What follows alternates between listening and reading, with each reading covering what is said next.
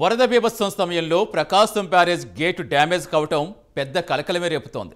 ఎక్కడి నుంచో కొట్టుకొచ్చిన బోట్లు ఢీకొని బ్యారేజీ గేట్ ధ్వంసమైంది. దానిపై పలు అనుమానాలు వ్యక్తమవుతున్నాయి. బుడమేరుకు భారీగా గండ్లు పట్టడం కూడా అనుమానాస్పదంగానే మారుతోంది. 3 రోజులుగా బెజవాడలో మకాం వేసి బాధితులందరినీ ఆదుకున్నాకే కదులుతా అంటున్న ముఖ్యమంత్రి చంద్రబాబు సైతం వాటిపై అనుమానం వ్యక్తం చేశారు. ఈ ఘటనల వెనుక కుట్రకోణం ఉందేమో అని సీఎం అనడం చర్చనీయాంశంగా మారింది.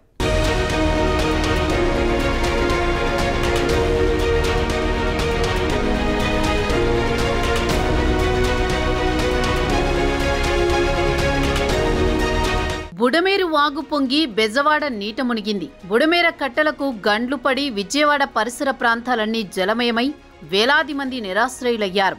అసలే భారీ వర్షాలతో కృష్ణానది ఉగ్రరూపం దాల్చింది. అదే సమయంలో ఎక్కడ నుంచో వరుసగా దూసుకొచ్చిన బోట్ల కారణంగా ప్రకాశం బ్యారేజ్ గేటు దెబ్బతింది. ఒకవైపు జలప్రళయం, మరోవైపు వరుసగా ఘటనల వెనుక కుట్రకోణం ఉందా అని ముఖ్యమంత్రి చంద్రబాబు అనుమానం వ్యక్తం చేస్తున్నారు. ఆ బోర్డ్స్ వచ్చాయి, ఎక్కడి నుంచి వచ్చే కూడా ఇన్వెస్టిగేషన్ చేస్తాం, ఎందుకు వచ్చే కూడా ఇన్వెస్టిగేషన్ చేస్తాం.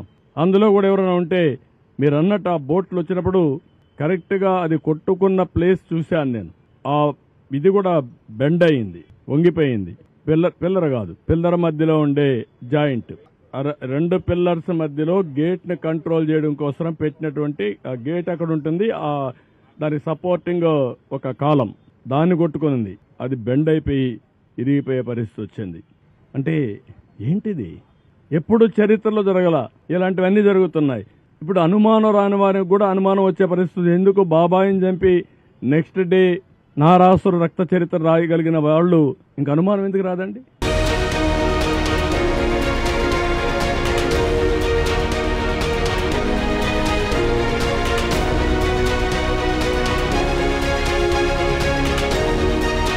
ఒకటికి 2 సార్లు ముఖ్యమంత్రి అవే డౌట్స్ వ్యక్తం చేయడం అందరిలో చర్చనీయాంశంగా మారింది. రాష్ట్రంలో ఓ క్రిమినల్ రాజకీయాల్లో ఉన్నాడని, అందుకే ఈ ఘటనల వెనుక కుట్రకోణం ఉందని ఆలోచించాల్సి వస్తోందని చంద్రబాబు అంటున్నారు. చెరువులకు, కాలువలకు ఎక్కడ గండ్లు పెడతారు అని పెట్రోలింగ్ పెట్టాల్సి వచ్చిందన్నారు. ప్రస్తుత జల విపత్తును ప్రమాదంగానే చూస్తూ సహాయక చర్యలు ముమ్మరం చేస్తున్నామని, అయితే వివేకాను హత్య చేసిన వాళ్లు ఇది కూడా చేయవచ్చని అనుమానం వ్యక్తం చేశారు.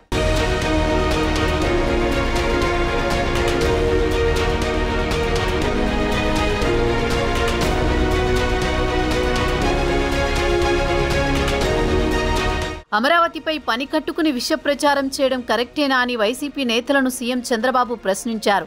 గుడ్లవల్లేరు ఇంజనీరింగ్ కాలేజీలో సీక్రెట్ కెమెరా ఘటనతో వాళ్లకు లింక్ ఉందని డౌట్స్ రైజ్ చేశారు. నిన్న, ఇవాళ కూడా చంద్రబాబు కుట్రకోణంపై మాట్లాడడంతో నిజంగానే అలా జరిగిందా అనే అనుమానాలు వ్యక్తమవుతున్నాయి.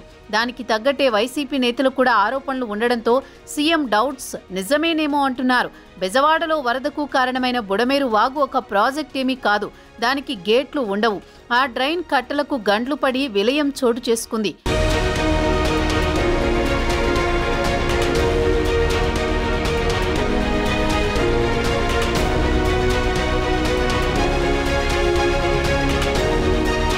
జగన్ అధికారంలో ఉన్నప్పుడు ఒక్కరోజైనా ఫీల్డ్కు రాలేదు.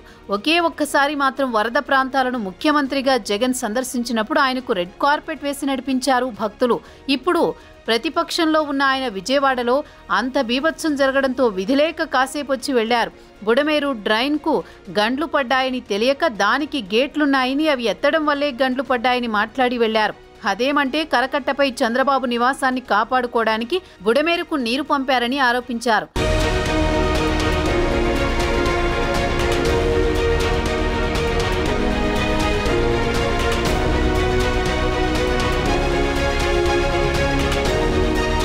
అంత వరద ఉధృతిలో వాటర్ డైవర్షన్ ఎలా సాధ్యం అన్న అవగాహన లేనట్టు మాజీ ముఖ్యమంత్రి మాట్లాడడం తీవ్ర విమర్శల పాలవుతోంది.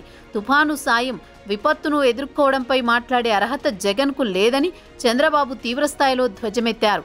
తన 45 ఏళ్ల రాజకీయ జీవితంలో వైసీపీ అంత పనికి మాలిన పార్టీని ఎప్పుడూ చూడలేదని మండిపడుతున్నారు. గత వైకాపా హయాంలో బుడమేరుకు పడ్డ గండ్లు పూడ్చకపోవడం వల్లే భారీ వర్షాలకు కట్టలు తెగి అజిత్ సింగ్ నగర్ ప్రాంతాన్ని పూర్తిగా ముంచెత్తాయని అధికారులు కూడా చెప్తున్నారు. అది కప్పిపుచ్చుకోవడానికే జగన్ రాజకీయం చేస్తున్నారన్న అభిప్రాయం వ్యక్తమవుతోంది.